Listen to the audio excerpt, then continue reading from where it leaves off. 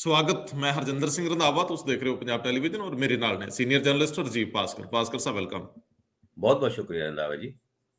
ਭਾਸਕਰ ਸਾਹਿਬ, ਮਸ਼ਹੂਰ ਪੰਜਾਬੀ ਫਿਲਮ ਧਰਤੀ ਦਾ ਉਹ ਗੀਤ, ਸਾਡੇ ਆਪਣੇ ਰੂਲ, ਸਾਡੇ ਆਪਣੇ ਅਸੂਲ, ਜਿੱਥੇ ਚਾਹਵੇ ਗੱਡੀ ਮੋੜਾਂਗੇ, ਹਨਾ, ਨਾਕੇ ਨੂਕੇ ਸਾਰੇ ਤੋੜਾਂਗੇ। ਚਲੋ ਅਸੂਲ ਤੇ ਰੂਲ ਵਾਲੀ ਗੱਲ ਤੇ ਉੱਤੇ ਚੱਲਦੇ ਆ। ਪਹਿਲਾਂ ਰਾਜੇਵਾਲ ਸਾਹਿਬ 10 ਟਿਕਟਾਂ ਐਲਾਨ ਕਰ ਦਿੰਦੇ ਆ। ਗੱਲ ਤਾਂ ਇਹ ਸੀਗੀ ਕਿ ਐਪਲੀਕੇਸ਼ਨ ਮੰਗੀ ਸੀ, ਹੋ ਸਕਦਾ ਸਾਡੇ ਚੋਂ ਵੀ ਕਿਸੇ ਨੇ ਦੇਣੀ ਹੁੰਦੀ, ਉਹਨਾਂ ਡਿੱਕਿਆ ਨਹੀਂ।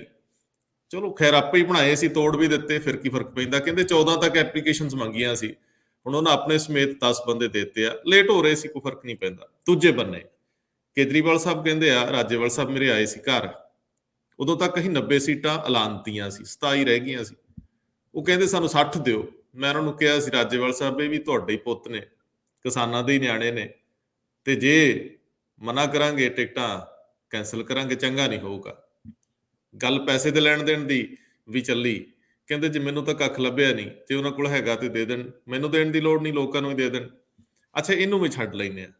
ਇਸੇ ਦੌਰਾਨ ਚ ਅੱਜ ਕੇਜਰੀਵਾਲ ਸਾਹਿਬ ਨੇ ਆਪਣੇ ਚਿਹਰੇ ਦਾ ਐਲਾਨ ਕਰਨਾ ਸੀ ਪੰਜਾਬ ਲਈ, ਆਮ ਆਦਮੀ ਪਾਰਟੀ ਦੇ ਚਿਹਰੇ ਦਾ, ਲੇਕਿਨ ਹਫ਼ਤਾ ਡਿਲੇ ਕਰ ਗਏ। ਸੁਣਿਆ ਨਵਜੋਤ ਸਿੰਘ ਸਿੱਧੂ ਨੇ ਵੀ ਆਪਣੀ ਹਾਈ ਕਮਾਂਡ ਨੂੰ ਕਿਹਾ ਕਿ ਮੈਂ ਹਫ਼ਤਾ ਹੋਰ ਵੇਖਣਾ। ਸਾਡੇ ਕੋਲ ਕੋਈ ਤੱਥ ਨਹੀਂ ਜਿਹੜੇ ਤਸਦੀਕ ਕਰਦੇ ਹੋਣ ਇਸ ਗੱਲ ਨੂੰ, ਲੇਕਿਨ ਜੇਕਰ ਹਫ਼ਤੇ ਹਫ਼ਤੇ ਦੀ ਗੇਮ ਆ, ਕਿਤੇ ਕੇਜਰੀਵਾਲ ਦਾ ਉਹ ਸਭ ਤੋਂ ਪਿਆਰਾ ਜਿਹਾ ਚਿਹਰਾ ਨਵਜੋਤ ਸਿੰਘ ਸਿੱਧੂ ਦਾ ਨਹੀਂ। ਲੋਕਾਂ ਦੇ ਵਿੱਚ ਇਹ ਗੱਲ ਤਾਂ ਤੁਰਦੀ ਆ, ਕੇਜਰੀਵਾਲ ਸਾਹਿਬ ਸਿਆਣੇ ਨੇ, ਬਹੁਤ ਬੜੇ ਸੋਚ ਸਮਝ ਕੇ ਫੈਸਲੇ ਲੈਂਦੇ ਆ। ਹਫ਼ਤਾ ਟਾਲ ਕੇ ਇਧਰਲੇ ਬੰਨੇ ਹਫ਼ਤੇ ਹਫ਼ਤੇ ਦੀ ਗੇਮ ਆ। ਕਾਂਗਰਸ ਦੇ ਵਿੱਚ ਵੀ ਸਭ ਅੱਛਾ ਤਾਂ ਹੈ ਨਹੀਂ ਲੀਡਰਸ਼ਿਪ ਨੂੰ ਲੈ ਕੇ। ਚੰਨੀ ਨੂੰ ਜਿਸ ਤਰ੍ਹਾਂ 2 ਥਾਵਾਂ ਤੋਂ ਲੜਾਉਣ ਦੀ ਗੱਲ, ਆਦਮਪੁਰ ਜਾਂ ਮਹਿਲ ਕਲਾਂ ਜਾਂ ਹੋਰ ਵੀ ਚੱਲਦੀ ਪਈ, ਇਹਦਾ ਮਤਲਬ ਅਗਲਿਆਂ ਨੇ ਚਿਹਰਾ ਫਾਈਨਲ ਕੀਤਾ। ਵੈਸੇ ਵੀ ਇਸ ਮੌਕੇ ਤੇ ਅਨੁਸੂਚਿਤ ਜਾਤੀਆਂ ਦੇ ਚਿਹਰੇ ਨੂੰ ਪਿੱਛੇ ਹਟਾਉਣਾ ਉਹਨਾਂ ਲਈ ਟੇਢੀ ਖੀਰਾ ਸੌਖਾ ਨਹੀਂਗਾ।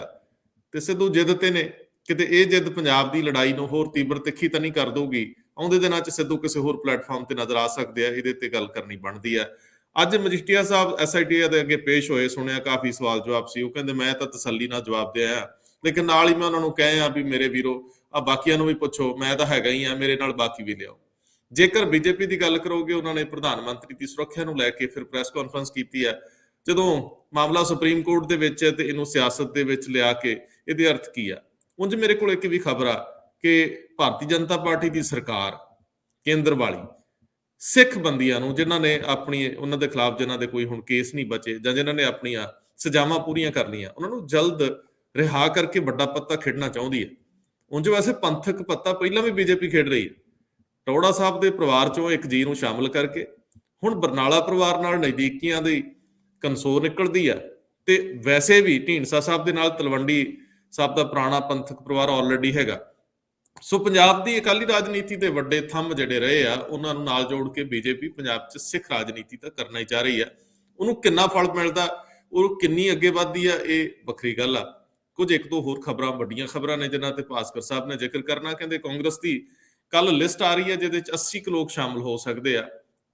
ਇਹਦੇ ਬਾਰੇ ਭਾਸਕਰ ਸਾਹਿਬ ਦੱਸਣਗੇ ਕਿ ਕਿੰਨਾ ਦੀ ਟਿਕਟ ਕੱਟੀ ਜਾ ਸਕਦੀ ਆ ਔਰ ਉਮੀਦ ਕੀ ਰੱਖਣੀ ਬਣਦੀ ਕਿ ਰੌਲੇ ਕਿੰਨੇ ਕੁ ਪੈਣਗੇ। ਭਾਸਕਰ ਸਾਹਿਬ, ਸਭ ਤੋਂ ਪਹਿਲਾਂ ਮੈਨੂੰ ਇਹ ਦੱਸਿਓ, ਆ ਜਿਹੜੀ ਸਿੱਧੂ ਸਾਹਿਬ ਵਾਲੀ ਗੱਲ ਆ, ਕਹਿੰਦੇ ਅਜੇ ਅੰਦਰ ਸਭ ਅੱਛਾ ਨਹੀਂ। ਕੇਜਰੀਵਾਲ ਔਰ ਰਾਜੇਵਾਲ ਦੀਆਂ ਗੱਲਾਂ ਤੋਂ ਪਹਿਲਾਂ ਮੈਨੂੰ ਸਿੱਧੂ ਵਾਲੇ ਮਾਮਲੇ 'ਚ ਦੱਸਿਓ। ਜੇ ਹਫ਼ਤੇ ਦੀ ਗੱਲ ਕਰ ਲਈਏ, ਉਹ ਅੱਜ ਫਿਰ ਚਿਹਰਾ ਐਲਾਨਦੇ ਰਹਿ ਗਏ। ਇਹਨੂੰ ਐ ਨਾ ਸਮਝ ਲਈਏ ਕਿਤੇ ਕਿ ਜੇ ਉਧਰ ਗੱਲ ਨਾ ਬਣੀ ਤਾਂ ਸਿੱਧੂ ਸਾਹਿਬ ਇਸ ਪਲੇਟਫਾਰਮ ਤੇ ਵੀ ਨਜ਼ਰ ਆ ਸਕਦੇ, ਕਿਉਂਕਿ ਸਿਆਸਤ ਵਿੱਚ ਗਾਲਾਂ ਗੂਲਾਂ ਕੱਢ ਕੇ ਜੱਫੀ ਪਾਉਣੀ ਆਮ ਗੱਲ ਆ। ਲੇਕਿਨ ਇੱਕ ਪਹਿਲੂ ਇਹ ਵੀ ਕਹਿੰਦੇ ਕਿ ਸਿੱਧੂ ਫੋਨ ਬੰਦ ਕਰਕੇ ਘਰ ਵੀ ਬਹਿ ਸਕਦੇ ਆ ਜੇ ਉਹਨਾਂ ਨੂੰ ਲੱਗਿਆ ਕਿ ਕਾਂਗਰਸ ਦੀ ਹਾਈ ਕਮਾਂਡ ਉਹਨਾਂ ਨਾਲ ਵਫਾ ਨਹੀਂ ਕਰ ਰਹੀ। ਕੀ ਕਹਿੰਦੇ ਹੋ ਰੰਧਾਵਾ ਜੀ? ਇਸ ਗੱਲ ਦਾ ਜ਼ਿਕਰ ਅਸੀਂ ਇੱਕ ਪ੍ਰੋਗਰਾਮ ਵਿੱਚ ਪਹਿਲੇ ਵੀ ਕਰ ਚੁੱਕੇ ਹਾਂ ਕਿ ਸਿੱਧੂ ਸਾਹਿਬ ਘਰ ਬੈਠ ਸਕਦੇ ਨੇ ਫੋਨ ਬੰਦ ਕਰਕੇ। ਚਲੋ ਇਹ ਇੱਕ ਐਡੀਸ਼ਨ ਹੈਗੀ ਹੈ, ਕਾਰਨ ਕਿ ਜਿਹੜੇ ਸਰਕਮਸਟੈਂਸਿਸ ਕਾਂਗਰਸ ਦੇ ਵਿੱਚ ਨਵਜੋਤ ਸਿੰਘ ਸਿੱਧੂ ਵਾਸਤੇ ਬਣ ਗਏ ਨੇ, ਔਰ ਉਹ ਜਿੱਦ ਕਿ ਮੈਨੂੰ ਮੁੱਖ ਮੰਤਰੀ ਬਤੌਰ ਅਗਲਾ ਪ੍ਰੋਜੈਕਟ ਕਰੋ, ਉਹਦੇ ਉੱਤੇ ਕਾਂਗਰਸ ਹਾਈਕਮਾਨ ਦੀ ਨਾ, ਉਹ ਆਪਣੇ ਆਪ ਵਿੱਚ ਸਿੱਧੂ ਦੀ ਜਿੱਦ ਨੂੰ ਠੰਡਾ ਕਰਨ ਦੇ ਵਿੱਚ ਹਜੇ ਤੱਕ ਕਾਮਯਾਬ ਨਹੀਂ ਹੋਈ। ਕੱਲ 12:30 ਰਾਤ ਤੱਕ ਮੀਟਿੰਗਾਂ ਚੱਲਦੀ ਰਹੀਆਂ, ਸਮਝਾਉਣ ਦੀ ਕੋਸ਼ਿਸ਼ ਕੀਤੀ ਗਈ ਕਿ ਅਸੀਂ ਕਿਸੇ ਨੂੰ ਵੀ ਮੁੱਖ ਮੰਤਰੀ ਪ੍ਰੋਜੈਕਟ ਹਜੇ ਨਹੀਂ ਕਰ ਰਹੇ, ਔਰ ਇਹ ਇਲੈਕਸ਼ਨ ਜਿੱਤਣ ਤੋਂ ਬਾਅਦ ਤੁਹਾਨੂੰ ਮੁੱਖ ਮੰਤਰੀ ਬਣਾਇਆ ਜਾ ਸਕਦਾ ਹੈ ਜੇ ਤੁਸੀਂ ਕਹੋ ਕਿ ਹਜੇ ਤੁਹਾਨੂੰ ਮੁੱਖ ਮੰਤਰੀ ਪ੍ਰੋਜੈਕਟ ਕਰੀਏ ਇਹ ਗੱਲ ਬਿਲਕੁਲ ਨਹੀਂ ਹੋ ਸਕਦੀ। ਪਰ ਸਿੱਧੂ, ਮੈਂ ਨਾ ਮੰਨੂ, ਉਹ ਨਹੀਂ ਮੰਨਣ ਨੂੰ ਤਿਆਰ। ਉਹ ਜਿਹੜੀ ਕੱਲ ਪੰਜਾਬ ਮਾਡਲ ਵਾਲੀ ਜਿਹੜੀ ਪ੍ਰੈਸ ਕਾਨਫਰੰਸ ਉਹਨਾਂ ਨੇ ਕੀਤੀ ਸੀਗੀ, ਜਿਹਦੇ ਵਿੱਚ ਮੁੱਖ ਮੰਤਰੀ ਦਾ ਪੰਜਾਬ ਸਰਕਾਰ ਦਾ ਇੱਕ ਵੀ ਚਿਹਰਾ ਨਹੀਂ ਸੀ, ਬਸ ਪ੍ਰਿਯੰਕਾ ਗਾਂਧੀ, ਰਾਹੁਲ ਗਾਂਧੀ ਤੇ ਸ਼ਾਇਦ ਸੋਨੀਆ ਗਾਂਧੀ ਉਹਨਾਂ ਦੀ ਫੋਟੋ ਸੀਗੀ। ਉਸ ਪੰਜਾਬ ਮਾਡਲ ਨੂੰ ਉਹਨਾਂ ਨੇ ਸਿੱਧੂ ਮਾਡਲ ਦੇ ਰੂਪ ਵਿੱਚ ਪੇਸ਼ ਕੀਤਾ। ਗੱਲਾਂ ਪੁਰਾਣੀ ਸੀਗੀ, ਉਹੀ ਗੱਲਾਂ ਉਹ ਰਿਪੀਟ ਕਰਕੇ ਗਏ। ਲਿਕਰ ਕਾਰਪੋਰੇਸ਼ਨ, ਮਾਈਨਿੰਗ ਕਾਰਪੋਰੇਸ਼ਨ ਔਰ ਹੋਰ ਕੁਝ ਐਦਾਂ ਦੀ ਗੱਲਾਂ ਜਿਹਦੇ ਤਰਾਹੀ 50,000 ਕਰੋੜ ਰੁਪਏ ਪੰਜਾਬ ਦੇ ਵਧਾਈ ਜਾ ਸਕਦੀ ਹੈ ਇਨਕਮ। ਪਰ ਇਹ ਗੱਲਾਂ ਤੋਂ ਬਾਅਦ ਵੀ ਸਿੱਧੂ ਇਕੱਲੇ ਨਜ਼ਰ ਆਉਂਦੇ ਨੇ। ਔਰ ਜਿੱਥੇ ਤੱਕ ਉਹ ਉਸ ਏਜੰਡੇ ਦੀ ਗੱਲ ਕਰਦੇ ਹਨ, ਉਸ ਏਜੰਡੇ ਦੇ ਅੱਗੇ ਪਿੱਛੇ ਕਾਂਗਰਸ ਦਾ ਸਾਥ ਤੇ ਹਾਥ ਦੋਨੋਂ ਨਹੀਂ ਹੈਗੇ। ਕਾਰਨ ਕਿ ਏਜੰਡਾ ਤੇ ਉਹ ਐਕਸੈਪਟ ਕਰਦੇ ਨੇ। ਹੁਣ ਮੈਨੀਫੈਸਟੋ ਕਮੇਟੀ ਦੇ ਚੇਅਰਮੈਨ ਉਹ ਸੋਚਦੇ ਨੇ ਵੀ ਸਿੱਧੂ ਜਿਹੜੇ ਮਹਿਲਾਵਾਂ ਵਾਸਤੇ ਜਿਹੜੀ ਚੀਜ਼ਾਂ ਉਹਨਾਂ ਨੇ ਪਿੱਛੇ ਅਨਾਉਂਸ ਕੀਤੀ ਸੀਗੀ, ਉਹ ਮੈਨੂੰ ਮੈਨੀਫੈਸਟੋ ਦੇ ਵਿੱਚ ਲੈਣੀ ਸੀ, ਹਜੇ ਗੱਲਾਂ ਚੱਲਣੀ ਸੀਗੀ, ਕਿਹੜੀ ਗੱਲਾਂ ਮੰਨਣੀ ਹੈ ਕਿਹੜੀ ਨਹੀਂ ਮੰਨਣੀ ਹੈ। ਪਰ ਸਿੱਧੂ ਸਾਹਿਬ ਨੇ ਐਲਾਨ ਆਪਣੇ ਆਪ ਕਰਤਾ। ਮੈਨੂੰ ਇਹ ਲੱਗਦਾ ਹੈ ਕਿ ਨਵਜੋਤ ਸਿੰਘ ਸਿੱਧੂ ਆਪਣਾ ਏਜੰਡਾ ਸਾਬਿਤ ਕਰਨਾ ਚਾਹੁੰਦੇ ਨੇ, ਆਪਣਾ ਏਜੰਡਾ ਉਜਾਗਰ ਕਰਨਾ ਚਾਹੁੰਦੇ ਨੇ ਤੇ ਪੰਜਾਬ ਦੇ ਲੋਕਾਂ ਦਾ ਸਾਥ ਮੰਗ ਰਹੇ ਨੇ। ਪਰ ਕਾਂਗਰਸ ਦੇ ਵਿੱਚ ਹੁਣ ਸਿੱਧੂ ਕਿਸੇ ਨਾ ਕਿਸੇ ਜਗ੍ਹਾ ਇਕੱਲੇ ਨਜ਼ਰ ਆਉਂਦੇ ਨੇ। ਇਹ ਜਿਹੜੀ ਤੁਸੀਂ ਇੱਕ ਹਫ਼ਤੇ ਦੀ ਅਲਟੀਮੇਟਮ ਵਾਲੀ ਗੱਲ ਕੀਤੀ ਨਾ, ਭਾਵੇਂ ਤੁਸੀਂ ਮੈਂ ਕਿਹਾ ਕਿ ਵੀ ਤੁਹਾਡੇ ਕੋਲ ਕੋਈ ਇਨਫੋਰਮੇਸ਼ਨ ਨਹੀਂ ਹੈ, ਪਰ ਇਹ ਮੇਰੇ ਕੋਲ ਇਨਫੋਰਮੇਸ਼ਨ 100% ਕਰੈਕਟ ਹੈ ਕਿ ਸਿੱਧੂ ਉਹਨਾਂ ਨੇ ਇੱਕ ਅਲਟੀਮੇਟਮ ਕਾਂਗਰਸ ਹਾਈ ਕਮਾਨ ਨੂੰ ਦਿੱਤਾ ਹੈ ਕਿ ਇੱਕ ਹਫ਼ਤੇ ਦੇ ਅੰਦਰ ਅੰਦਰ ਬਤੌਰ ਅਗਲਾ ਸੀਐਮ ਸਿੱਧੂ ਉਹਨਾਂ ਨੂੰ ਪ੍ਰੋਜੈਕਟ ਕਰਨਾ ਹੈ ਜਾਂ ਨਹੀਂ ਹੈ, ਇਹਦੇ ਉੱਤੇ ਫੈਸਲਾ ਲੈਣ। ਨਹੀਂ ਤੇ ਉਹ ਆਪਣੀ ਰਾਹ ਜਾਂ ਆਪਣੀ ਗੱਲ, ਉਹ ਭਾਵੇਂ ਘਰ ਬਹਿਣ ਦੀ ਹੋਏ ਜਾਂ ਫਿਰ ਜਿੱਦਾਂ ਤੁਸੀਂ ਕਿਹਾ ਕਿ ਆਮ ਆਦਮੀ ਪਾਰਟੀ ਨੇ ਵੀ ਜਾਂ ਕੇਜਰੀਵਾਲ ਉਹਨਾਂ ਨੇ ਵੀ ਅੱਜ ਕਿਹਾ ਹੈ ਕਿ ਹਫ਼ਤੇ ਬਾਅਦ ਯਾਨੀ 21 ਤਰੀਕ ਤੋਂ ਪਹਿਲੇ ਉਹ ਅਗਲੇ ਸੀਐਮ ਜਿਹੜਾ ਆਮ ਆਦਮੀ ਪਾਰਟੀ ਦਾ ਹੋਏਗਾ ਉਹਦਾ ਚਿਹਰਾ ਘੋਸ਼ਿਤ ਕਰਨਗੇ। ਹੁਣ ਦੋਨੋਂ ਗੱਲਾਂ ਨੂੰ ਮੈਚ ਕਰਕੇ ਦੇਖੋ ਕਿ ਇੱਕ ਹਫ਼ਤੇ ਦਾ ਅਲਟੀਮੇਟਮ ਔਰ ਕੇਜਰੀਵਾਲ ਦਾ ਅਗਲੇ ਸੀਐਮ ਨੂੰ ਪ੍ਰੋਜੈਕਟ ਕਰਨ ਦੇ ਵਾਸਤੇ ਜਾਂ ਉਹਦਾ ਨਾਂ ਅਨਾਉਂਸ ਕਰਨ ਵਾਸਤੇ ਇੱਕ ਹਫ਼ਤੇ ਦਾ ਟਾਈਮ ਲੈਣਾ। ਇਹਨਾਂ ਦੋਨਾਂ ਨੂੰ ਮੈਚ ਕਰਕੇ ਦੇਖੋ ਤਾਂ ਕੁਝ ਗੱਲਾਂ ਨਿਕਲ ਕੇ ਆਉਂਦੀ ਹੈ। ਏਜੰਡਾ ਜਿਹੜਾ ਸਿੱਧੂ ਦਾ ਹੈਗਾ ਉਹ ਆਮ ਆਦਮੀ ਪਾਰਟੀ ਦਾ ਵੀ ਹੈਗਾ, ਮਤਲਬ ਬਲਕਿ ਹੁਣ ਤੇ ਆਪਾਂ ਕਹੀਏ ਕਿ ਤਕਰੀਬਨ ਸਾਰੀ ਪੋਲੀਟੀਕਲ ਪਾਰਟੀਆਂ ਨੇ ਸੇਮ ਏਜੰਡਾ ਬਣਾ ਲਿਆ। ਸੁਖਬੀਰ ਬਾਦਲ ਲਿਕਰ ਕਾਰਪੋਰੇਸ਼ਨ ਦੀ ਗੱਲਾਂ ਕਰਦੇ ਨੇ, ਸੁਖਬੀਰ ਬਾਦਲ ਵੀ ਮਾਈਨਿੰਗ ਨੂੰ ਬੈਨ ਕਰਨ ਦੀ ਗੱਲਾਂ ਕਰਦੇ ਨੇ, ਮਾਈਨਿੰਗ ਦੇ ਜਿਹੜੀ ਮਾਫੀਆ ਉਹਨੂੰ ਖਤਮ ਕਰਨ ਦੀ ਗੱਲਾਂ ਕਰਦੇ ਨੇ। ਕੇਜਰੀਵਾਲ ਵੀ ਉਹੀ ਗੱਲਾਂ ਕਰ ਰਹੇ ਨੇ, ਭਾਜਪਾ ਵੀ ਕਿਸੇ ਨਾ ਕਿਸੇ ਜਗ੍ਹਾ ਇਹੀ ਗੱਲਾਂ ਕਰ ਰਹੀ ਹੈ। ਪਰ ਸਾਰੇ ਇੱਕ ਦੂਜੇ ਦੇ ਏਜੰਡੇ ਦੇ ਉੱਤੇ ਸਵਾਲ ਜ਼ਰੂਰ ਚੁੱਕ ਰਹੇ ਨੇ, ਪਰ ਏਜੰਡਾ ਸੇਮ ਇੰਪਲੀਮੈਂਟ ਕਰਨਾ ਚਾਹੁੰਦੇ ਨੇ। ਜੇ ਉਸ ਏਜੰਡੇ ਦੇ ਰਾਹੀਂ ਜੇ ਆਮ ਆਦਮੀ ਪਾਰਟੀ ਦੇ ਵਿੱਚ ਸਿੱਧੂ ਦੇ ਦਰਵਾਜ਼ੇ ਖੁੱਲ ਗਏ ਜਾਂ ਸਿੱਧੂ ਵੱਲ ਦਰਵਾਜ਼ੇ ਖੁੱਲ ਗਏ ਤੇ ਸਮੀਕਰਨ ਅਗਲੇ ਹਫ਼ਤੇ ਚੇਂਜ ਹੋ ਸਕਦੇ ਨੇ। ਸਾਡੇ ਕੋਲ ਏਦਾਂ ਦੀ ਕੋਈ ਇਨਫੋਰਮੇਸ਼ਨ ਨਹੀਂ ਹੈ ਕਿ ਨਵਜੋਤ ਸਿੰਘ ਸਿੱਧੂ ਆਮ ਆਦਮੀ ਪਾਰਟੀ 'ਚ ਜਾ ਰਹੇ ਨੇ। ਪਰ ਜਿਹੜਾ ਅਲਟੀਮੇਟਮ ਔਰ ਕੇਜਰੀਵਾਲ ਦਾ ਇੱਕ ਹਫ਼ਤੇ ਆਪਣੇ ਸੀਐਮ ਚਿਹਰੇ ਦਾ ਐਲਾਨ ਕਰਨ ਵਾਸਤੇ ਟਾਈਮ ਮੰਗਣਾ, ਦੋਨਾਂ ਨੂੰ ਮੈਚ ਕਰਕੇ ਦੇਖੋ ਤਾਂ ਕੁਛ ਨਾ ਕੁਛ ਏਦਾਂ ਹੋ ਸਕਦਾ ਹੈ ਕਿ ਚਿਹਰਾ ਜਿਹੜਾ ਭਗਵੰਤ ਮਾਨ ਦਾ ਲੋਕੀ ਕਹਿੰਦੇ ਨੇ ਕਿ ਵੀ ਤਕਰੀਬਨ ਫਾਈਨਲ ਹੋ ਗਿਆ, ਉਹ ਚਿਹਰਾ ਫੇਰ ਇੱਕ ਵਾਰ ਪਿੱਛੇ ਨਜ਼ਰ ਆਏ ਔਰ ਨਵਜੋਤ ਸਿੰਘ ਸਿੱਧੂ ਜਿਹੜੇ ਭਗਵੰਤ ਮਾਨ ਉਹਨਾਂ ਦੇ ਗੁਰੂ ਨੇ, ਉਹ ਗੁਰੂ ਚ ਨੂੰ ਅੱਗੇ ਕਰਕੇ ਇਹ ਇਲੈਕਸ਼ਨ ਆਮ ਆਦਮੀ ਪਾਰਟੀ ਲੜਨ ਦੀ ਤਿਆਰੀ ਕਰੇ। ਹੁੰਦਾ ਕੀ ਹੈ, ਹਫ਼ਤਾ ਤੇ ਵੇਟ ਕਰਨਾ ਪਏਗਾ। ਪਰ ਸਿੱਧੂ ਵਾਸਤੇ ਕਾਂਗਰਸ ਦੇ ਵਿੱਚ ਕੋਈ ਬਹੁਤ ਸ਼ੁਭ ਸੰਕੇਤ ਨਹੀਂ ਹੈ। ਇਸ ਗੱਲ ਦੀ ਇਨਫੋਰਮੇਸ਼ਨ ਸਾਡੇ ਕੋਲ ਹੈਗੀ। ਭਾਸਕਰ ਸਾਹਿਬ, ਜਿਹੜੀ ਤੁਸੀਂ ਸ਼ੁਰੂਆਤ 'ਚ ਗੱਲ ਕੀਤੀ ਹੈ ਨਾ ਕਿ ਨਵਜੋਤ ਸਿੰਘ ਸਿੱਧੂ ਨੂੰ ਸ਼ਾਇਦ ਐਸਾ ਕੋਈ ਭਰੋਸਾ ਦਿੱਤਾ ਗਿਆ ਕਿ ਇਲੈਕਸ਼ਨ ਤੋਂ ਬਾਅਦ ਫੈਸਲਾ ਕਰਾਂਗੇ ਜਾਂ ਤੁਹਾਨੂੰ ਬਣਾਇਆ ਜਾ ਸਕਦਾ ਸੀਐਮ, ਮੇਰੀ ਜਾਣਕਾਰੀ ਅਨੁਸਾਰ ਐਸਾ ਕੋਈ ਭਰੋਸਾ ਵੀ ਨਹੀਂ ਮਿਲਿਆ। ਸਭ ਤੋਂ ਵੱਡਾ ਸੰਕਟ ਹੀ ਇਹੀ ਹੈ ਕਿ ਸਿੱਧੂ ਜਿਸ ਜਗ੍ਹਾ ਤੇ ਹੁਣ ਇਸ ਵੇਲੇ ਖੜੇ ਆ, ਉਹਨਾਂ ਨੂੰ ਜੇਕਰ ਰਾਹੁਲ ਗਾਂਧੀ ਜਾਂ ਪ੍ਰਿਯੰਕਾ ਗਾਂਧੀ ਵੱਲੋਂ ਇਹ ਵੀ ਕਹਿ ਦਿੱਤੇ ਜਾਂਦੇ ਦੋ ਲਫ਼ਜ਼ ਕਿ ਅਸੀਂ ਤੁਹਾਨੂੰ ਬਣਾਵਾਂਗੇ, ਇਲੈਕਸ਼ਨ ਤੋਂ ਬਾਅਦ ਅਸੀਂ ਤੁਹਾਨੂੰ ਬਣਾਵਾਂਗੇ, ਇਹ ਲਫ਼ਜ਼ ਵੀ ਕਿਸੇ ਨੇ ਨਹੀਂ ਵਰਤੇ। ਤੁਹਾਨੂੰ ਅੱਗੇ ਵਧਾ ਰਹੇ ਆ, ਤੁਸੀਂ ਸਾਡੇ ਲੀਡਰ ਹੋ, ਤੇ ਲੀਡਰ ਤਾਂ ਪ੍ਰਦੇਸ਼ ਕਾਂਗਰਸ ਦਾ ਪ੍ਰਧਾਨ ਵੀ ਲੀਡਰ ਹੀ ਹੈ। ਸੋ ਐਸਾ ਭਰੋਸਾ ਕਿ ਤੁਸੀਂ ਸੀਐਮ ਬਣੋਗੇ ਜਾਂ ਬਣਾਤੇ ਜਾਓਗੇ, ਵਿਧਾਨ ਮੰਡਲ ਤੁਹਾਨੂੰ ਚੁਣ ਲੇਗਾ ਜਾਂ ਹਾਈ ਕਮਾਂਡ ਦੇ ਕੈਂਡੀਡੇਟ ਤੁਸੀਂ ਹੋਗੇ ਵਿਧਾਨ ਮੰਡਲ ਦੇ ਵਿੱਚ ਅਬਜ਼ਰਵਰ ਦੇ ਸਾਹਮਣੇ, ਐਸਾ ਕੋਈ ਭਰੋਸਾ ਸ਼ਾਇਦ ਨਹੀਂ ਮਿਲਿਆ। ਇਹੀ ਫਰਸਟ੍ਰੇਸ਼ਨ, ਇਹੀ ਮੁਸ਼ਕਲ ਦੀ ਵਜ੍ਹਾ ਹੈ। ਔਰ ਸਿੱਧੂ ਲਈ ਜਿਹੜਾ ਫੈਸਲਾ ਬਹੁਤ ਪਹਿਲਾਂ ਉਹਨਾਂ ਨੂੰ ਕਰਨਾ ਚਾਹੀਦਾ ਸੀ, ਜੇ ਪੰਜਾਬ ਲਈ ਲੜਨਾ ਸੀ ਤੇ ਪੰਜਾਬ ਦੇ ਲੋਕਾਂ ਨਾਲ ਲੈ ਕੇ ਲੜਨਾ ਚਾਹੀਦਾ ਸੀ। ਪਰ ਉਹਨਾਂ ਦਾ ਵਿਸ਼ਵਾਸ ਗਾਂਧੀ ਪਰਿਵਾਰ ਤੇ ਜ਼ਿਆਦਾ ਰਿਹਾ, ਸ਼ਾਇਦ ਅਜੇ ਵੀ ਹੈਗਾ। ਵੇਖੋ, ਇਹ ਵਿਸ਼ਵਾਸ ਟੁੱਟਦਾ, ਸਿਰੇ ਚੜ੍ਹਦਾ। ਕੇਜਰੀਵਾਲ ਨਾਲ ਵੀ ਉਹਨਾਂ ਦਾ ਵਿਸ਼ਵਾਸ ਆਲਰੇਡੀ ਟੁੱਟਿਆ ਹੋਇਆ। ਹੁਣ ਟੁੱਟੇ ਤੜਕੇ ਰਿਸ਼ਤਿਆਂ ਨੂੰ ਦੁਬਾਰਾ ਗੰਢ ਤਾਂ ਪੈਂਦੀ ਹੁੰਦੀ ਹੈ। ਇੱਕ ਪਾਸੇ ਰੱਖ ਲੈਨੇ ਸਾਰਾ ਕੁਝ। ਸਭ ਤੋਂ ਵੱਡਾ ਚਿਹਰਾ ਬਣਿਆ ਰਾਜੇਵਾਲ। ਸਾਲ ਤੋਂ ਜਿਹੜੇ ਦਿੱਲੀ ਦੇ ਬਾਰਡਰ ਸੀਗੇ, ਪੰਜਾਬੀਅਤ ਦਾ ਇੱਕ ਤਰ੍ਹਾਂ ਨਾਲ ਚਿਹਰਾ ਬਲਬੀਰ ਸਿੰਘ ਰਾਜੇਵਾਲ, ਤੇ ਉਹ ਸਾਰੀ ਲੀਡਰਸ਼ਿਪ ਬਣੀ ਜਿਹੜੀ ਉਸ ਜੰਗ ਦੇ ਯੁੱਧ ਦੇ ਵਿੱਚ ਸੀ, ਜਿਹੜਾ ਬੜਾ ਸ਼ਾਂਤਮਈ ਸੀ। ਉਸ ਅੰਦੋਲਨ ਨੇ ਇੱਕ ਤਰ੍ਹਾਂ ਨਾਲ ਪੰਜਾਬ ਦੀ ਨੁਹਾਰ ਬਦਲੀ, ਇਹਦੇ ਸੱਭਿਆਚਾਰਕ ਖਾਸੇ ਦੇ ਨਜ਼ਰੀਓਂ। ਲੜਨ ਭਿੰਨ ਦੇ ਜਿਹੜੇ ਪੰਜਾਬੀ ਸ਼ੌਕੀਨ ਸੀਗੇ ਨਾ, ਉਹਨਾਂ ਨੂੰ ਇਹ ਪੂਰਾ ਮੌਕਾ ਮਿਲਿਆ, ਪਰ ਡਿਸਪਲਿਨ 'ਚ। ਹੁਣ ਸੀਗਾ ਕਿ ਤੁਸੀਂ ਉਸ ਛਵੀ ਨੂੰ, ਉਸ ਇਮੇਜ ਨੂੰ ਇਨਕੈਸ਼ ਕਿਵੇਂ ਕਰਨਾ ਰਾਜਨੀਤਿਕ ਤੌਰ ਤੇ, ਕਿਉਂਕਿ ਤੁਹਾਨੂੰ ਪਤਾ ਹੈ ਕਿ ਅਜਮੇਰ ਸਿੰਘ ਲੱਖੋਵਾਲ ਔਰ ਬਲਬੀਰ ਸਿੰਘ ਰਾਜੇਵਾਲ ਕਿਸਾਨ ਆਗੂ ਹੁੰਦਿਆਂ ਦੋ ਐਸੇ ਲੀਡਰ ਸੀਗੇ ਜਿਹੜੇ ਸਦਾ ਸਿਆਸੀ ਸੱਤਾ ਲਈ ਖਾਹਿਸ਼ਮੰਦ ਰਹੇ, ਤੇ ਸਾਰੀਆਂ ਸਿਆਸੀ ਪਾਰਟੀਆਂ ਨਾਲ ਉਹਨਾਂ ਦੇ ਅੱਖ ਮਚੋਲੀ ਜਾਂ ਇਹ ਚੱਲਦੀ ਰਹੀ। ਸੋ ਸਭ ਤੋਂ ਅਹਿਮ ਸਵਾਲ ਸੀਗਾ ਕਿ ਰਾਜੇਵਾਲ ਤਾਂ ਨਹੀਂ ਕੁਝ ਪ੍ਰਾਪਤ ਕਰ ਸਕੇ, ਕਾਂਗਰਸ ਨਾਲ ਵੀ ਗੱਲ ਚੱਲਦੀ ਸੀ, ਅਕਾਲੀਆਂ ਵੱਲੋਂ ਉਹਨਾਂ ਨੂੰ ਟਿਕਟ ਦੀ ਵੀ ਗੱਲ ਹੁੰਦੀ ਰਹੀ ਪਿਛਲੀਆਂ ਤੇ ਉਸ ਤੋਂ ਪਿਛਲੀਆਂ ਇਲੈਕਸ਼ਨਾਂ 'ਚ, ਪਰ ਲੱਖੋਵਾਲ ਨੇ ਕਾਫੀ ਖੱਟ ਲਿਆ ਸੀ। ਸੋ ਪਹਿਲਾਂ ਤਾਂ ਸ਼ਾਇਦ ਕਿਸਾਨੀ ਲੀਡਰਾਂ ਨੂੰ ਇੰਨਾ ਕੀ ਹੁੰਦਾ ਸੀ ਵੀ ਮੰਡੀਕਰਨ ਬੋਰਡ ਦੀ ਚੇਅਰਮੈਨੀ ਮਿਲ ਜੇ, ਜਾਂ ਮਾਰਕਫੈਡ ਦੀ ਮਿਲ ਜੇ, ਜਾਂ ਮਿਲਕਫੈਡ ਦੀ, ਜਿਹੜੇ ਕਿਸਾਨੀ ਨਾ ਜਾਂ ਕਾਰਪੋਰੇਟ ਸੈਕਟਰ, ਜਿਹੜੇ ਸਹਿਕਾਰੀ ਖੇਤਰ ਨਾਲ ਜੁੜੇ ਮਸਲੇ ਸੀ। ਹੁਣ ਵੱਡਾ ਸਵਾਲ ਆ, ਰਾਜੇਵਾਲ ਸਾਹਿਬ ਕੁੱਦ ਪੇ ਪਿੜ 'ਚ ਕੇਜਰੀਵਾਲ ਨੇ ਕੁਝ ਗੱਲਾਂ ਤੇ ਕਰਤੀਆਂ ਕਲੀਅਰ। ਪਹਿਲਾਂ ਤਾਂ ਮੈਨੂੰ ਇਸ ਗੱਲ ਦੇ ਉੱਤੇ ਦੱਸੋ ਕਿ ਰਾਜੇਵਾਲ ਸਾਹਿਬ ਨੂੰ ਇਸ ਵੇਲੇ ਆਪਣੀ ਸਥਿਤੀ ਕਲੀਅਰ ਕਰਨੀ ਚਾਹੀਦੀ ਕਿ ਨਹੀਂ, ਕਿਉਂਕਿ ਉਹਨਾਂ ਬੜਾ ਚਿਰ ਨਕਾਰਿਆ ਕਿ ਮੇਰੀ ਗੱਲ ਕਿਸੇ ਸਿਆਸੀ ਪਾਰਟੀ ਨਾਲ ਨਹੀਂ ਹੁੰਦੀ। ਉਹਨਾਂ ਨੇ ਬੜੀ ਵਾਰੀ ਇਹ ਕਿਹਾ ਕਿ ਮੈਨੂੰ ਤਾਂ, ਜਾਂ ਉਹਨਾਂ ਦੇ ਬਾਕੀ ਲੋਕਾਂ ਨੇ ਵੀ, ਉਹਨਾਂ ਨੇ ਆਪ ਵੀ ਕਿਹਾ ਇੰਟਰਵਿਊਜ਼ ਦੇ ਵਿੱਚ ਕਿ ਮੇਰਾ ਚਿਹਰਾ ਉਹ ਬਤੌਰ ਸੀਐਮ ਵਧਾ ਕੇ ਪਬਲਿਸਿਟੀ ਲੈਂਦੇ ਰਹੇ। ਜਦੋਂ ਕੇਜਰੀਵਾਲ ਨੇ ਕਿਹਾ ਵੀ ਉਹ ਮੇਰੇ ਘਰ ਆਏ ਸੀ, 60 ਸੀਟਾਂ ਮੰਗਦੇ ਸੀ, ਇਹਦਾ ਕੋਈ ਜਵਾਬ ਹੈ? ਇਹਦਾ ਜਵਾਬ ਕੀ ਦੇਣ ਰਾਜੇਵਾਲ ਸਾਹਿਬ? ਉਹਨਾਂ ਨੂੰ ਦੇਣਾ ਵੀ ਚਾਹੀਦਾ ਕਿ ਨਹੀਂ?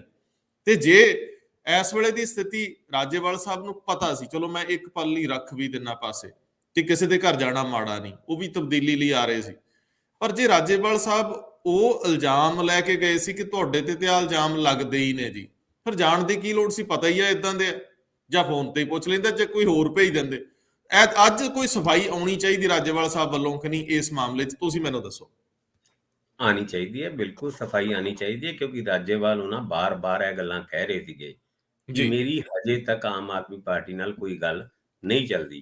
ਤੁਹਾਨੂੰ ਯਾਦ ਹੋਏਗਾ ਜਿਸ ਦਿਨ ਪਿਛਲੇ ਹਫਤੇ ਆਪਾਂ ਇਹ ਗੱਲ ਕਹੀ ਸੀ ਕਿ ਰਾਜੇਵਾਲ ਉਹਨਾਂ ਦੀ ਸੰਗਰੂਰ ਦੇ ਵਿੱਚ ਇੱਕ ਮੀਟਿੰਗ ਹੋਈ ਹੈ, ਉਸ ਮੀਟਿੰਗ ਦੇ ਵਿੱਚ ਆਮ ਆਦਮੀ ਪਾਰਟੀ ਉਹਨਾਂ ਨੂੰ 15 ਸੀਟਾਂ ਦੇਣ ਨੂੰ ਤਿਆਰ ਹੋ ਗਈ ਹੈ, ਔਰ ਇਹ 20 ਮੰਗਦੇ ਨੇ, ਔਰ ਉਸ ਦਾ ਵੀ ਕੋਈ ਹਜੇ ਤੱਕ ਡਿਨਾਇਲ ਨਹੀਂ ਆਇਆ ਸੀਗਾ। ਪਰ ਇਹ ਗੱਲਾਂ ਕਿਸੇ ਨਾ ਕਿਸੇ ਜਗ੍ਹਾ ਮੈਚ ਕਰ ਰਹੀਆਂ, ਕਿਉਂਕਿ ਅੱਜ ਅਰਵਿੰਦ ਕੇਜਰੀਵਾਲ ਉਹਨਾਂ ਨੇ ਆਪ ਕਿਹਾ ਕਿ ਅਸੀਂ 10 ਤੋਂ 15 ਸੀਟਾਂ ਦੇਣ ਨੂੰ ਰਾਜੀ ਹੋ ਗਏ ਸੀਗੇ, ਪਰ ਉਹ 60 ਮੰਗਦੇ ਸੀ। ਉਹ 60 ਬਹੁਤ ਪਹਿਲੇ ਮੰਗਦੇ ਸੀ, ਪਰ ਉਹ ਜਦ ਗੱਲ ਟੇਬਲ ਤੇ ਆਈ ਸੀ ਤੇ 30-35 ਦੇ ਵਿੱਚ ਇੱਕ ਵਾਰ ਗੱਲ ਮੁੱਕਦੀ ਹੋਈ ਨਜ਼ਰ ਵੀ ਆ ਰਹੀ ਸੀ। ਪਰ ਕੇਜਰੀਵਾਲ ਉਹਨਾਂ ਨੇ ਲਿਸਟ ਦਰ ਲਿਸਟ ਆਪਣੀ ਜਾਰੀ ਕਰ ਦਿੱਤੀ, ਔਰ ਜਿਸ ਤਰੀਕੇ ਨਾਲ ਲਿਸਟਾਂ ਜਾਰੀ ਕੀਤੀ ਗਈ, ਤੁਹਾਨੂੰ ਯਾਦ ਹੋਏਗਾ ਚੌਥੀ, ਪੰਜਵੀਂ, ਛਠੀ ਲਿਸਟ ਉਹ ਇੱਕ ਦਿਨ ਦੇ ਗੈਪ ਦੇ ਵਿੱਚ ਆਈਆਂ। ਯਾਨੀ ਉਹਨਾਂ ਨੂੰ ਵੀ ਇਹ ਪਤਾ ਸੀਗਾ ਕਿ ਵੀ ਅਸੀਂ ਅਗਰ ਲਿਸਟ ਜਾਰੀ ਕਰ ਦਾਂਗੇ ਤੇ ਜਿਹੜੀ ਆਸ 60 ਸੀਟਾਂ ਦੀ ਜਾਂ 35 ਸੀਟਾਂ ਦੀ ਜਾਂ 40 ਸੀਟਾਂ ਦੀ ਰਾਜੇਵਾਲ ਉਹਨਾਂ ਨੂੰ ਹੈਗੀ ਹੈ, ਉਹ ਆਸ ਨੂੰ ਉਸ ਗੱਲਬਾਤ ਸ਼ੁਰੂ ਹੋਣ ਤੋਂ ਪਹਿਲਾਂ ਹੀ ਖਤਮ ਕਰ ਦਿੱਤਾ ਜਾਏ। ਔਰ ਇਹੀ ਕੁਝ ਹੋਇਆ ਜਦ ਗੱਲਬਾਤ ਤੁਰਨ ਦੀ ਕੋਸ਼ਿਸ਼ ਹੋਈ, ਕਿਉਂਕਿ ਰਾਜੇਵਾਲ ਜਿਹੜਾ ਸੰਯੁਕਤ ਸਮਾਜ ਮੋਰਚਾ ਹੈ ਉਹਨੂੰ ਹਮੇਸ਼ਾ ਇੱਕੋ ਗੱਲ ਹੀ ਕਹਿੰਦੇ ਰਹੇ ਵੀ ਮੇਰੀ ਗੱਲ ਚੱਲਦੀ ਹੈ ਕੇਜਰੀਵਾਲ ਨਾਲ, ਔਰ ਮੇਰੀ ਗੱਲ ਮੁੱਕ ਜਾਏਗੀ। ਉਹ ਮੁੱਖ ਮੰਤਰੀ ਵਜੋਂ ਮੈਨੂੰ ਪ੍ਰੋਜੈਕਟ ਕਰਨਾ ਚਾਹੁੰਦੇ ਨੇ, ਔਰ ਅੱਗੇ ਚੱਲ ਕੇ ਇਹ ਗੱਲ ਕਿੰਨੀ ਸੀਟਾਂ ਤੇ ਹੁੰਦੀ ਹੈ ਉਹ ਖੁਲਾਸਾ ਜਲਦੀ ਹੋਏਗਾ, ਪਰ ਗੱਲ ਨਹੀਂ ਬਣੀ।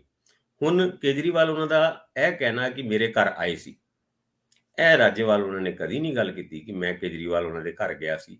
ਰਾਦਰ ਉਹਨਾਂ ਨੇ ਇੱਕੋ ਗੱਲ ਨੂੰ ਮੇਨਟੇਨ ਕੀਤਾ ਕਿ ਮੇਰੀ ਤੇ ਕੇਜਰੀਵਾਲ ਦੀ ਤੇ ਕਦੀ ਮੀਟਿੰਗ ਹੀ ਨਹੀਂ ਹੋਈ।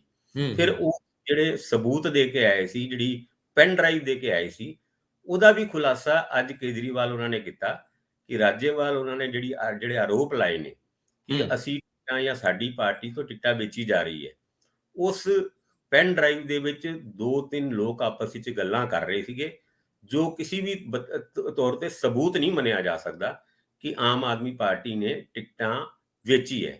ਉਹਨਾਂ ਨੇ ਚੈਲੰਜ ਤੱਕ ਕਰਤਾ ਰਾਜੇਵਾਲ ਉਹਨਾਂ ਨੂੰ ਕਿ ਉਹ ਸਾਬਿਤ ਕਰਕੇ ਦੱਸਣ ਕਿ ਅਸੀਂ ਕੋਈ ਟਿਕਟ ਵੇਚੀ ਹੈ, ਤੇ ਜੋ ਉਹ ਕਹਿਣਗੇ ਉਹ ਮੰਨਣ ਨੂੰ ਤਿਆਰ ਹਾਂ। ਯਾਨੀ ਹੁਣ ਤੇ ਗੱਲ ਬਿਲਕੁਲ ਸਿੱਧੇ ਤਰੀਕੇ ਨਾਲ ਹੋ ਗਈ। ਇਹ ਜ਼ਰੂਰ ਮੰਨਿਆ ਕੇਜਰੀਵਾਲ ਉਹਨਾਂ ਨੇ ਕਿ ਸੰਯੁਕਤ ਸਮਾਜ ਮੋਰਚੇ ਦੇ ਵੱਖਰੇ ਇਲੈਕਸ਼ਨ ਲੜ ਕੇ ਆਮ ਆਦਮੀ ਪਾਰਟੀ ਨੂੰ ਥੋੜਾ ਬਹੁਤ ਨੁਕਸਾਨ ਜ਼ਰੂਰ ਹੋ ਸਕਦਾ ਹੈ। ਪਰ ਸਾਰੀ ਗੱਲਾਂ ਕਿਸ ਤਰੀਕੇ ਨਾਲ ਹੋਈਆਂ ਉਹਦਾ ਖੁਲਾਸਾ ਪਬਲਿਕਲੀ ਕਰਨ ਤੋਂ ਬਾਅਦ ਮੈਨੂੰ ਇਹ ਲੱਗਦਾ ਹੈ ਕਿ ਰਾਜੇਵਾਲ ਉਹਨਾਂ ਹੁਣ ਕਾਰਨਰ ਤੇ ਨਜ਼ਰ ਆਉਂਦੇ ਨੇ।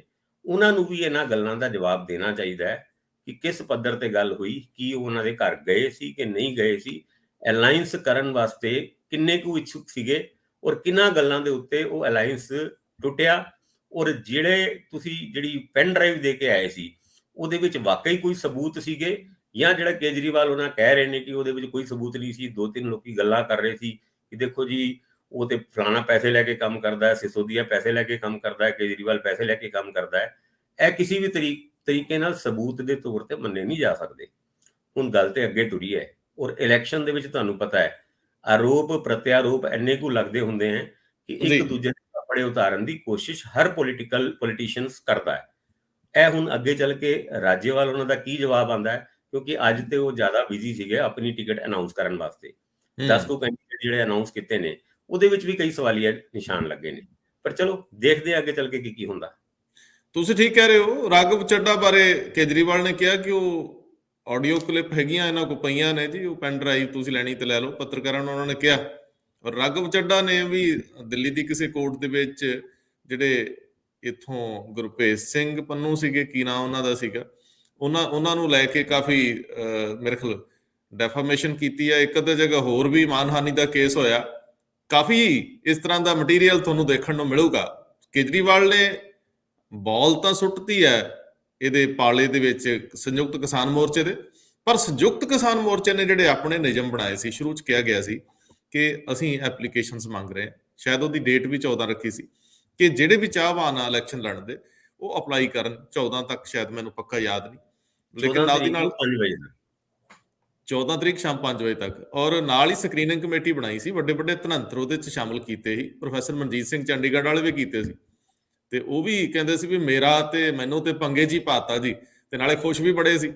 ਤੇ ਹੁਣ ਤਾਂ ਸਕਰੀਨਿੰਗ ਕਮੇਟੀ ਦਾ ਵੀ ਮੈਨੂੰ ਲੱਗਦਾ ਕਿ ਉਹ ਵਿਚਾਰੇ ਸੋਚਦੇ ਹੋਣੇ ਕਿ ਐਵੇਂ ਸੁਰਖੀ ਇੱਕ ਦਿਨ ਦੀ ਬਣਾਈ, ਕਿਉਂਕਿ ਜੇ ਟਿਕਟਾਂ ਅੱਜ 10 ਐਲਾਨਤੀਆਂ, ਉਹਦੇ ਵਿੱਚ ਰਾਜੇਵਾਲ ਸਾਹਿਬ ਵੀ ਹੈਗੇ ਆ, ਬਾਕੀ ਵੀ ਗੱਲ ਕੁਛ ਨਹੀਂ ਹੁੰਦੀ। ਗੱਲ ਤਾਂ ਮੂੰਹ ਰੱਖਣੀ ਹੁੰਦੀ ਹੈ, ਮਾੜਾ ਮੋਟਾ ਡੈਮੋਕ੍ਰੈਟਿਕ ਤੌਰ ਤਰੀਕਾ ਪੂਰਾ ਕਰ ਲੈਂਦੇ। ਜੇ ਬਣਾ ਹੀ ਲਿਆ ਸੀ ਫਿਰ ਲੋਕ ਕਹਿਣਗੇ ਤੁਸੀਂ ਤਾਂ ਕਹਿੰਦੇ ਸੀ ਬਦਲਾ ਲਈ, ਤੁਸੀਂ ਤਾਂ ਕਹਿੰਦੇ ਸੀ ਕਿ ਅਸੀਂ ਰਵਾਇਤੀ ਪਾਰਟੀਆਂ ਨਾਲ ਵੱਖਰੀ ਪੋਲਿਟਿਕਸ ਕਰਨੀ ਆ, ਤੁਸੀਂ ਤਾਂ ਕਹਿੰਦੇ ਸੀ ਕਰਕੇ ਵਿਖਾਵਾਂਗੇ।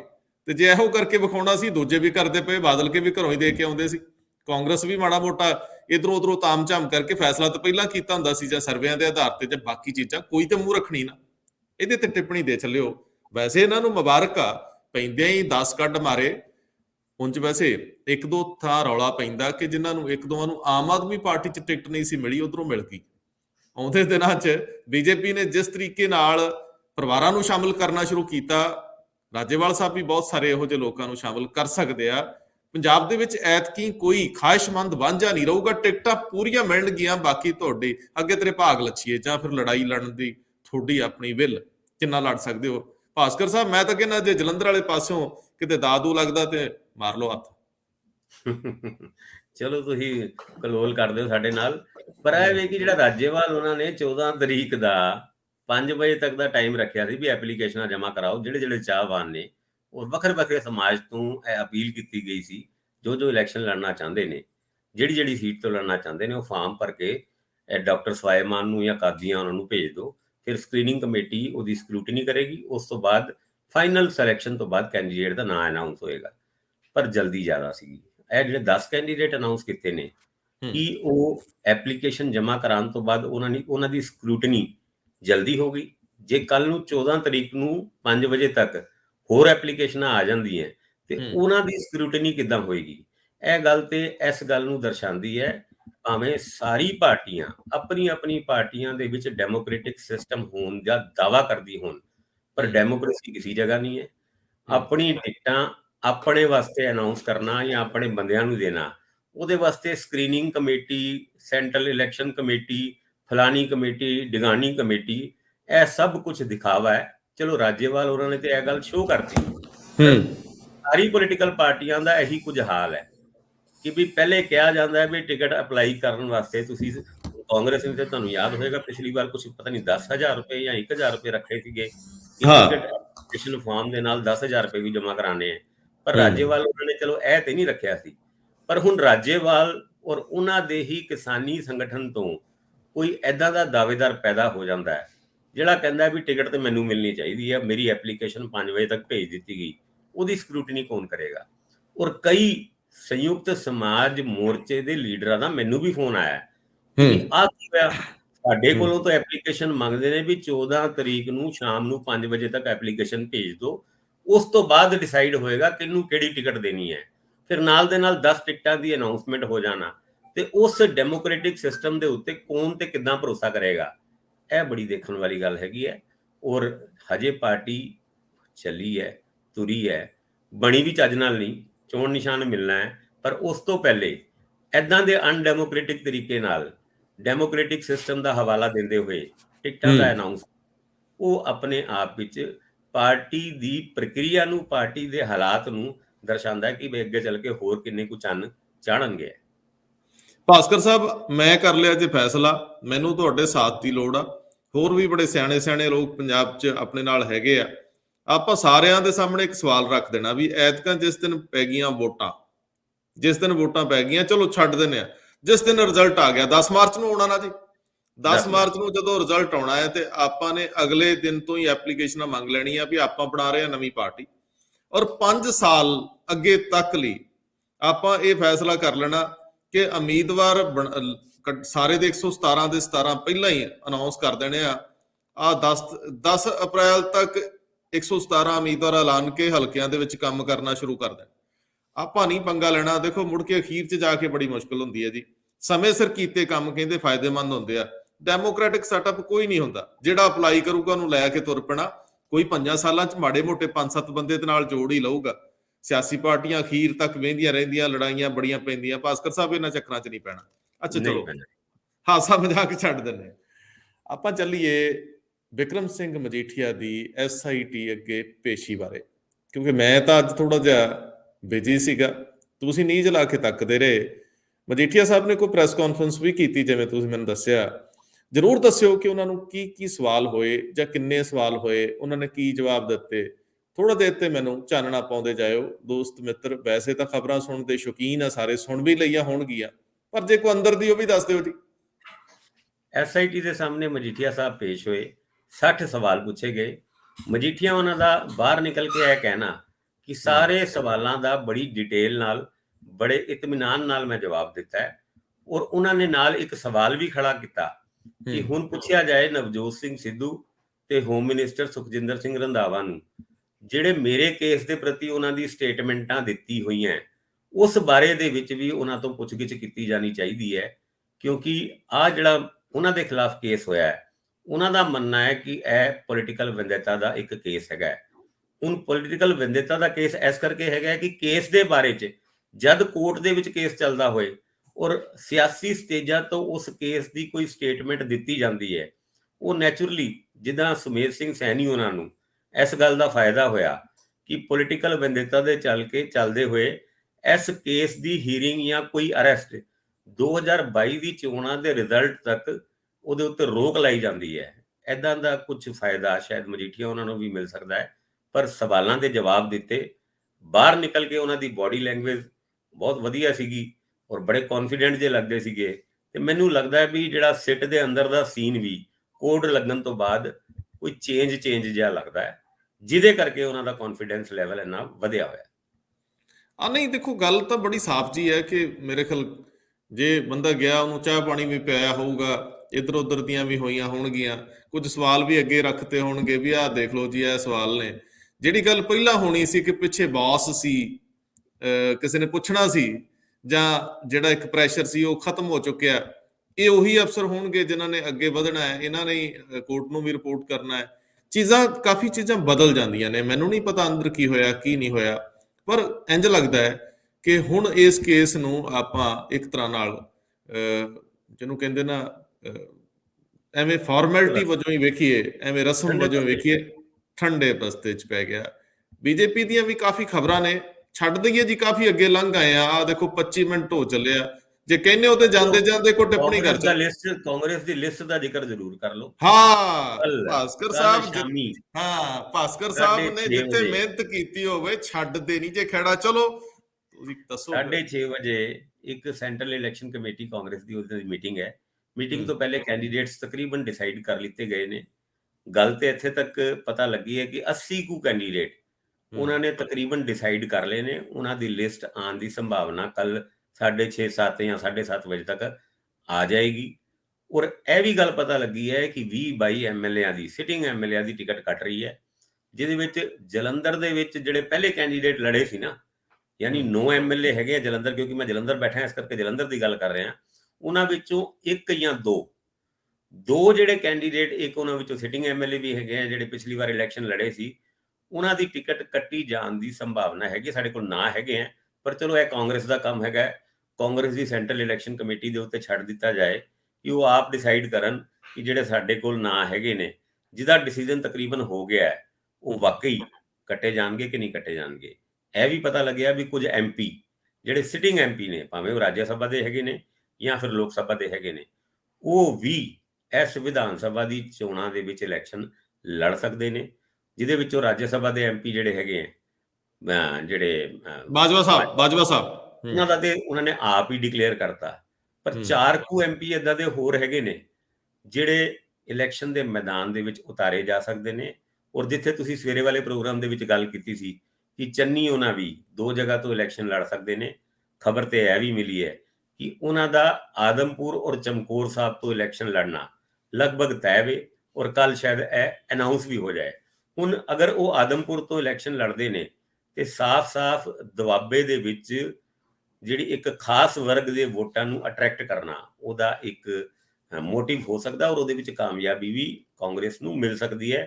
ਔਰ ਇੱਕ ਕਾਂਗਰਸ ਦੀ ਤਕਰੀਬਨ 23 ਸੀਟਾਂ ਜਿਹੜੀ ਦੁਆਬੇ ਦੇ ਵਿੱਚ ਹੈਗੀ ਹੈ, ਉਹਦੇ ਵਿੱਚ ਇੱਕ ਐਜ ਬਣ ਸਕਦੀ ਹੈ। ਇਸ ਗੱਲ ਦੀ ਵੀ ਇਨਫੋਰਮੇਸ਼ਨ ਅਗਰ ਅਸੀਂ ਗਰਾਊਂਡ ਲੈਵਲ ਤੇ ਪੋਲੀਟੀਕਲ ਸਿਨੈਰੀਓ ਨੂੰ ਦੇਖੀਏ ਤੇ ਲੱਗਦਾ ਤੇ ਹੈਗਾ।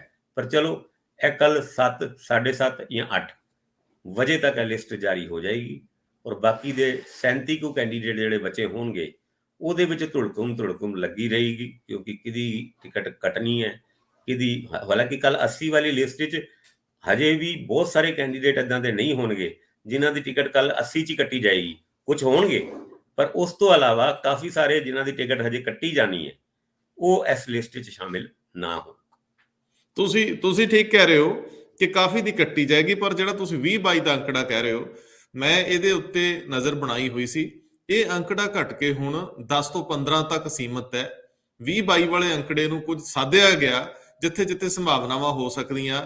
ਔਰ ਦੂਜੀ ਗੱਲ ਇਹ, ਜਿਹੜੀ ਗੱਲ ਤੁਸੀਂ ਕਹਿ ਰਹੇ ਹੋ ਮੁੱਖ ਮੰਤਰੀ ਚਰਨਜੀਤ ਸਿੰਘ ਚੰਨੀ ਦੇ 2 ਤੋਂ ਅਨਾਉਂਸਮੈਂਟ ਦੀ, ਮੈਨੂੰ ਲੱਗਦਾ ਪਹਿਲੀ ਲਿਸਟ ਵਿੱਚ ਉਹਨਾਂ ਦਾ ਨਾਂ ਇੱਕ ਹਲਕੇ ਤੋਂ ਆਏਗਾ। ਜਿਹੜੀ ਆਖਰੀ ਲਿਸਟ ਹੋਊਗੀ ਉਹਦੇ ਵਿੱਚ ਦੂਜੇ ਹਲਕੇ ਤੋਂ ਉਹਨਾਂ ਨੂੰ ਉਮੀਦਵਾਰ ਬਣਾਇਆ ਜਾਊਗਾ। ਇਹ ਲਗਭਗ ਫਾਈਨਲ ਵਾਂਗ ਹੀ ਹੈ। ਸ਼ੁਰੂਆਤ ਦੇ ਵਿੱਚ 2 ਟਿਕਟਾਂ ਚੰਨੀ ਨੂੰ ਨਹੀਂ ਦਿੱਤੀਆਂ ਜਾਣਗੀਆਂ, ਔਰ ਅਖੀਰ ਤੱਕ ਹੋ ਸਕਦਾ ਕਿ 2 ਤੋਂ ਨਾ ਵੀ ਲੜਨ। ਅੱਜ ਜਿਹੜੀ ਦਿਨੇ ਸਾਰਾ ਦਿਨ ਕਵਾਇਦ ਚੱਲਦੀ ਰਹੀ, ਕਹਿੰਦੇ ਨੇ ਕਿ ਇਹਦੇ ਨਾਲ ਇੱਕ ਮੈਸੇਜ ਵੀ ਜਾਂਦਾ ਹੈ ਕਿ 2 ਤੋਂ ਲੜਨ ਦਾ ਮਤਲਬ ਹੈ ਕਿ ਸੀਟ ਸੁਰੱਖਿਅਤ ਨਹੀਂ ਮੰਨ ਰਹੇ, ਮਤਲਬ ਕੌਨਫੀਡੈਂਸ ਦੀ ਘਾਟ ਇਹਨੂੰ ਮੰਨਿਆ ਜਾਊਗਾ। ਜੇ ਜਿਹੜਾ ਤੁਸੀਂ ਮੁੱਖ ਮੰਤਰੀ ਬਣਾਉਣਾ ਚਾਹੁੰਦੇ ਹੋ ਉਹਨੂੰ 2 ਤੋਂ ਲੜਾਓ। ਹਾਲਾਂਕਿ ਕਾਂਗਰਸ ਦੀ ਨੀਤੀ ਇਹ ਆ ਕਿ ਚੰਨੀ ਦੇ ਇਮੇਜ ਨੂੰ ਔਰ ਉਹਨਾਂ ਦਾ ਇੱਕ ਖਾਸ ਵਰਗ ਵਿਸ਼ੇਸ਼ ਨੂੰ ਰਿਪਰੈਜ਼ੈਂਟ ਕਰਦੇ ਹੋਣ ਨੂੰ ਜ਼ਿਆਦਾ ਇਨਕੈਸ਼ ਕੀਤਾ ਜਾਵੇ, ਇਸ ਕਰਕੇ 2 ਤੋਂ ਲੜਾਉਣਾ ਚਾਹੁੰਦੇ, 2 ਖਿੱਤਿਆਂ ਤੇ ਅਸਰ ਪਵੇ। ਲੇਕਿਨ ਇਹਦਾ ਇੱਕ ਦੂਜਾ ਅਰਥ ਵੀ ਕੱਢਿਆ ਜਾਊਗਾ, ਵਿਰੋਧੀ ਪਾਰਟੀਆਂ ਕੋ ਇਹ ਪ੍ਰਚਾਰ ਦਾ ਮੌਕਾ ਹੋਊਗਾ ਕਿ ਇਹ ਕੌਨਫੀਡੈਂਸ ਦੀ ਘਾਟ ਕਰਕੇ ਇਹ 2 ਸੀਟਾਂ ਤੋਂ ਲੜ ਰਹੇ ਆ, ਇਹਨਾਂ ਨੂੰ ਜਿੱਤਣ ਦਾ ਖਦਸ਼ਾ ਹੈ। ਪਰ ਪਹਿਲੀ ਲਿਸਟ ਵਿੱਚ ਜਿਵੇਂ ਤੁਸੀਂ ਕਿਹਾ, ਇਹ ਯਕੀਨੀ ਬਣਾਇਆ ਜਾ ਰਿਹਾ ਕਿ ਘੱਟ ਤੋਂ ਘੱਟ ਰੌਲਾ ਪਵੇ ਔਰ ਜਿਹੜੇ ਸਿਟਿੰਗ ਆ ਉਹਨਾਂ ਨੂੰ ਹੀ ਜ਼ਿਆਦਾ ਅਨਾਉਂਸ ਕੀਤਾ ਜਾਵੇ। ਇਹਦੇ 'ਚ ਕੁਝ ਕੱਟੀਆਂ ਜਾ ਸਕਦੀਆਂ। ਤੁਸੀਂ ਠੀਕ ਕਹਿ ਰਹੇ ਹੋ, ਇੱਕ ਜਿਹੜੇ ਐਮਪੀ ਕਾਫੀ ਸਾਰੇ ਆ ਰਾਜ ਸਭਾ ਵਾਲੇ, ਉਹਨਾਂ ਨੇ ਅਪ੍ਰੈਲ ਦੇ ਵਿੱਚ ਉਹਨਾਂ ਦਾ ਟਨਿਓਰ ਖਤਮ ਹੋ ਜਾਣਾ, 6 ਸਾਲ ਦਾ ਪੀਰੀਅਡ ਖਤਮ ਹੋ ਜਾਣਾ, ਕਾਫੀ ਵਿਹਲੇ ਹੋਣ ਵਾਲੇ ਆ। ਤੇ ਵਿਹਲੇ ਹੋਣ ਵਾਲਿਆਂ ਨੂੰ ਕੰਮ ਤਾਂ ਚਾਹੀਦਾ ਹੁੰਦਾ, ਨਾਲੇ ਵੱਡੇ ਚਿਹਰੇ ਅੱਗੇ ਵਧਾਓਗੇ ਕੁਝ ਫਾਇਦਾ ਤਾਂ ਹੁੰਦਾ ਹੀ ਆ। ਭਾਸਕਰ ਸਾਹਿਬ, ਬੀਜੇਪੀ ਪੂਰਾ ਜ਼ੋਰ ਲਾ ਰਹੀ ਆ, ਉਹ ਟਕਸਾਲੀਆਂ ਨੂੰ ਵੀ ਸ਼ਾਮਲ ਕਰ ਰਹੀ ਆ, ਪੰਥਕ ਪੈਂਤੜੇ ਤੇ ਵੀ ਆ, ਕੁਝ ਰਿਹਾਈਆਂ ਦਾ ਜ਼ਿਕਰ ਹੋ ਰਿਹਾ ਜਿਨ੍ਹਾਂ ਦਾ ਅਸੀਂ ਅਗਲੇ ਸੈਗਮੈਂਟ 'ਚ ਜ਼ਿਕਰ ਕਰਾਂਗੇ। ਬਹੁਤ ਜਲਦੀ ਐਸੀਆਂ ਕੁਝ ਖਬਰਾਂ ਸੁਣਨ ਨੂੰ ਮਿਲ ਸਕਦੀਆਂ ਨੇ। ਇੱਕ ਥੋੜੀ ਜਿਹੀ ਨਿਰਾਸ਼ਾ ਤੋਂ ਬਾਅਦ ਬੀਜੇਪੀ ਨੇ ਫਿਰ ਹੁਣ ਦਮ ਭਰਿਆ ਕਿ ਨਹੀਂ, ਪੰਜਾਬ ਨੂੰ ਨਿੱਠ ਕੇ ਲੜਨਾ ਹੈ। ਹਾਲਾਂਕਿ ਯੂਪੀ 'ਚ ਉਹਨਾਂ ਨੂੰ ਝਟਕੇ ਮਿਲ ਰਹੇ ਆ। ਆਪਾਂ ਫਿਰ ਅਗਲੇ ਸੈਗਮੈਂਟ 'ਚ ਇਹਨਾਂ ਚੀਜ਼ਾਂ ਦੇ ਉੱਤੇ ਗੱਲ ਕਰਾਂਗੇ। 30 ਮਿੰਟ ਬੜੇ ਹੁੰਦੇ ਆ, ਕਿਸੇ ਕੋ ਅੱਜ ਕੱਲ੍ਹ ਸਮਾਂ ਨਹੀਂ। ਮੈਂ ਵੈਸੇ ਹੀ ਜ਼ਿਆਦਾ ਬੋਲਦਾ ਹੈ, ਆਲੋਚਨਾ ਦਾ ਸਾਹਮਣਾ ਤਾਂ ਰਹਿੰਦਾ ਹੈ, ਪਰ ਸਵਾਦ ਬੜਾ ਆਉਂਦਾ ਹੈ ਵੀ ਜਦੋਂ ਕੋਈ ਆਲੋਚਨਾ ਕਰ ਰਿਹਾ ਹੁੰਦਾ, ਘੱਟੋ ਘੱਟ ਉਹਨੇ ਸੁਣਿਆ ਤੇ ਹੁੰਦਾ ਹੀ ਹੈ ਜੀ। ਉਹਦੇ ਲਈ ਉਹਦਾ ਧੰਨਵਾਦ। ਆਲੋਚਨਾ ਕਰਨ ਵਾਲਿਆਂ ਨੂੰ ਸਭ ਤੋਂ ਜ਼ਿਆਦਾ ਪਿਆਰ, ਲੇਕਿਨ ਜਿਹੜੇ ਸਾਡੇ ਨਾਲ ਰੋਜ਼ ਜੁੜਦੇ ਆ ਉਹਨਾਂ ਲਈ ਤੇ ਸਾਡਾ ਦਿਲ ਹਾਜ਼ਰ ਹੈ। ਬਹੁਤ ਮਿਹਰਬਾਨੀ, ਬਹੁਤ ਧੰਨਵਾਦ। ਧੰਨਵਾਦ।